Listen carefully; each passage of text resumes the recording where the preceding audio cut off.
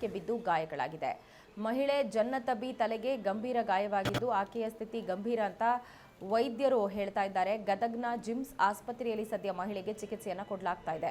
ಗದಗ ಜಿಲ್ಲೆ ರೋಣ ತಾಲೂಕಿನ ಗಾಡಗೋಳಿ ಗ್ರಾಮದ ಹೊಳೆ ಆಲೂರು ರಸ್ತೆಯಲ್ಲಿ ಘಟನೆಯಾಗಿದ್ದು, ರಂಜಾನ್ ಹಬ್ಬಕ್ಕೋಸ್ಕರ ಮಹಿಳೆ ತವರಿಗೆ ಆಗಮಿಸಿದ್ರು. ಈ ಸಂದರ್ಭ ಬೆಳಗ್ಗೆ ವಾಯು ವಿಹಾರಕ್ಕೆ ಹೋಗುವಾಗ ಬೀದಿ ನಾಯಿಗಳ ಕಾಳಗಕ್ಕೆ ಈ ಮಹಿಳೆ ಸದ್ಯ ಗಾಯಗೊಂಡಿದ್ದಾರೆ.